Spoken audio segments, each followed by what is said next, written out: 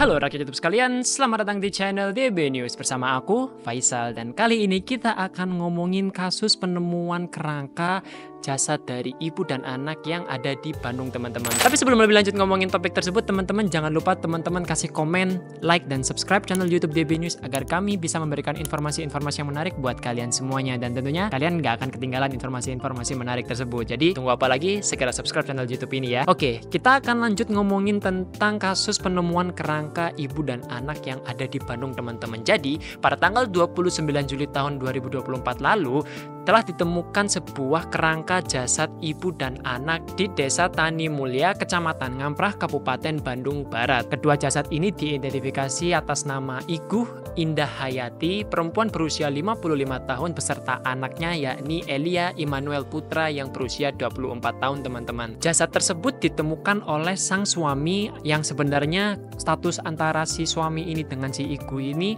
masih dibilang masih ceritanya itu pisah rumah, teman-teman, sejak tahun 2015. Jadi sang mantan suami aja ya kita sebutnya ya, si mantan suaminya ini itu yang bernama Mujoyo Chandra yang waktu itu hendak menghampiri rumah tersebut untuk bertemu sang anak dan juga mengambil barang ceritanya. Tapi pada saat ia sampai di lokasi tersebut, tiba-tiba ia dikagetkan dengan kondisi rumah yang sudah dipenuhi oleh tumbuhan liar dan juga kunci yang tergembok dari dalam.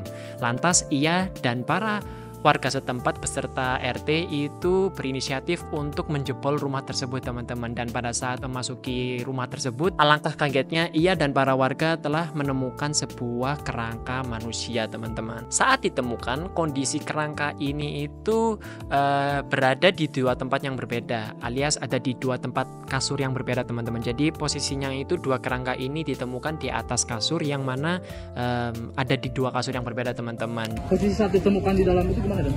Posisi saat ditemukan kerangka mayat tersebut terbaring di tempat tidur. Ada berapa kerangka Pak yang ditemukan tadi? Yang ditemukan ada dua kerangka. Ibu dan anak ya? Diduga ibu dan anak. Itu satu posisi atau beda lokasi? Beda tempat tidur. Itu ada dua kasur gitu Pak? Ada dua kasur. Jadi menurut penuturan para warga setempat ya, teman-teman, jadi orang yang bertemu dengan si ibu Iguh Indah ini itu konon katanya sudah terakhir kali bertemu dengan mereka ini pada saat COVID-19, teman-teman, atau pada saat pandemi corona. Itu adalah posisi terakhir para warga ini bertemu dengan si pemilik rumah, which is si ibu Iguh Indah ini ya, beserta dengan anaknya, teman-teman. Awalnya si para warga dan juga ketua RT di sana itu tidak memiliki kecurigaan atas rumah yang telah terbengkalai ini, teman-teman. Jadi sebelumnya ibu Iguh Indah ini sempat pada tahun 2018 itu menghampiri si ketua RT, teman-teman. Dan pada saat tersebut ia menyampaikan bahwasanya ia ini dan beserta anaknya itu ingin pindah rumah atau pindah domisili ceritanya, tapi ia tidak menyebutkan kalau pindahnya itu ke tempat yang mana. Lalu bagaimana dengan lingkungan sekitar? Apakah ada yang berkomunikasi dengan korban ini? Jadi menurut keterangan ada beberapa saksi yang kita minta keterangan di sekitar TKP, baik tetangganya maupun ketua RT yang kita minta keterangan, bahwa keterangan dari ketua RT menyampaikan pada tahun 2018 yang bersangkutan, yang diduga korban, itu menyampaikan kepada ketua RT bahwa mereka akan meninggalkan rumah dan akan pindah.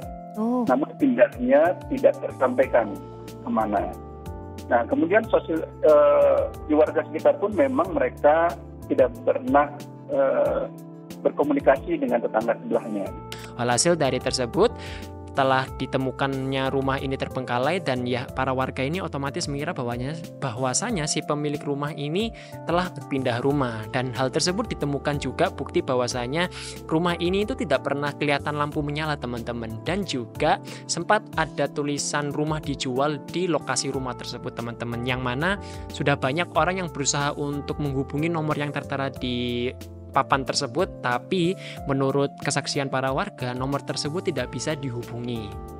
Selain penemuan jasad ini, teman-teman, ya kita patut bersedih hati ya atas meninggalnya dua orang ini, teman-teman, dan kita mari doakan agar para jasad ini atau para orang-orang ini bisa damai di alam sana, teman-teman. Tapi ada sebuah hal menarik yang teman-teman bisa jumpai pada saat proses olah TKP teman-teman. Polisi menemukan adanya sebuah catatan atau coretan dinding teman-teman. Jadi ini tuh semacam kayak isi curhatan maupun sekaligus wasiat yang ditinggalkan oleh si pemilik rumah teman-teman. Jadi di dalam tembok tersebut, kalau teman-teman bisa lihat gambar ini ya, teman-teman akan melihat sebuah coretan-coretan yang mungkin kurang jelas ya teman-temannya. Tapi intinya adalah dalam coretan tembok tersebut teman-teman, si ibu-ibu Indah ini berpesan bahwasanya ia menitipkan rumah tersebut kepada semacam penanggung jawab RT agar rumah tersebut diwakafkan untuk Masjid Tani Mulia teman-teman. Sedangkan isi curhatan dari anak juga tertulis dalam tembok tersebut, yang mana ia menyampaikan rasa sedih hatinya terhadap sikap dari sang ayah pada saat dirinya ini meminta uang sekolah teman-teman. Pasca penemuan jasad ini teman-teman, para polisi ini telah memeriksa kerangka manusia ini, dan juga setelah melakukan olah TKP teman-teman. Dan sebenarnya dari petunjuk-petunjuk yang ada, which is dari coretan dinding tersebut teman-teman, sebenarnya itu sudah menjadi petunjuk yang cukup jelas bagi para polisi. Namun polisi tidak ingin terburu-buru dalam menganalisa atau mengeluarkan hasil statement untuk masyarakat atas kejadian ini teman-teman. Untuk sementara, karena rumah tersebut sudah dalam keadaan ditinggal lama ya, jadi pada saat kita melaksanakan olah TKP itu rumah sudah dalam keadaan acak-acakan ya. Kemudian sudah penuh dengan debu karena mungkin ditinggal terlalu lama oleh pemiliknya dan tidak digunakan. Kemudian debu pun sudah tebal. Jadi sedikit demi sedikit kami mengumpulkan bukti-bukti yang ada seperti tulisan yang ada di tembok. Kemudian kami pun mencari pembanding dari buku-buku yang ada di sana, sehingga nanti kita bisa membandingkan apakah tulisan yang ada di dalam tembok itu sama dengan tulisan yang ada dalam. Untuk sementara, polisi masih fokus untuk mengetahui terlebih dahulu motif apa yang bisa menyebabkan dua orang ini meninggal dunia. Tapi teman-teman, kalau kita ngomong tentang kasus penemuan kerangka manusia ya, sebenarnya di tahun 2023 kemarin kita itu juga pernah menemukan kasus yang serupa teman-teman. Sedikit saja ya teman-teman. Jadi pada tahun 2023 lalu, tepatnya pada tanggal 9 Juli tahun 2023, polisi ini menemukan dua kerangka yang sama, which is ibu dan anak juga, yang mana ini diidentifikasi sebagai Grace, wanita berusia 64 tahun, beserta anaknya David berusia 38 tahun. Pada saat itu polisi menemukan kedua jasad ini terdapat di kamar mandi rumah mereka, yang mana polisi ini menganggap bahwasanya kejadian pembunuhan ini akibat kasus bunuh diri teman-teman. Jadi murni tidak ada tindak pidana yang terjadi di sini, tapi ini adalah murni kejadian bunuh diri. Hal tersebut ditegas lagi oleh catatan digital dari ponsel yang ditemui oleh si pemiliknya ini, milik David. Jadi teman-teman, pada saat tahun 2017 David itu menyampaikan keluh kesahnya tentang semacam ibunya yang memiliki delusi yang tidak ada habisnya, dan juga ia sangat depresi sehingga membuatnya David dan juga ibunya ini akhirnya memutuskan untuk bunuh diri. Tapi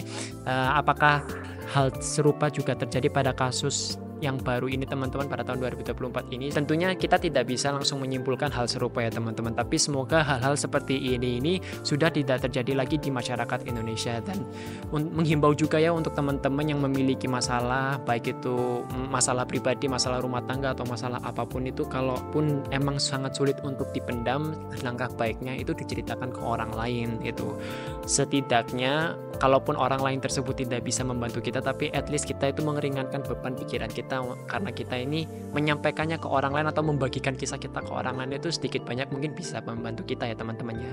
Dan itulah kurang lebih konsep psikologis kan kurang lebih seperti dia. Kalau kita datang ke orang psikolog, kita kan hanya bercerita, tapi terlepas setelah bercerita itu kita didiagnosa apa atau kita dijudge seperti apa, tapi itu kan kasusnya lain. Jadi yang penting adalah kita ini bisa menyuarakan isi hati kita, membebaskan apa yang kita pikir di benak kita, agar hal tersebut tidak membebani beban pikiran kita teman-teman. Jadi pastikan untuk teman-teman yang memiliki masalah, tolong segera ceritakan ke lingkungan teman-teman ya. Dan bagi teman-teman yang mendengarkan cerita masalah milik temannya, kami harapkan juga memberikan support yang baik untuk lingkungan sekitar.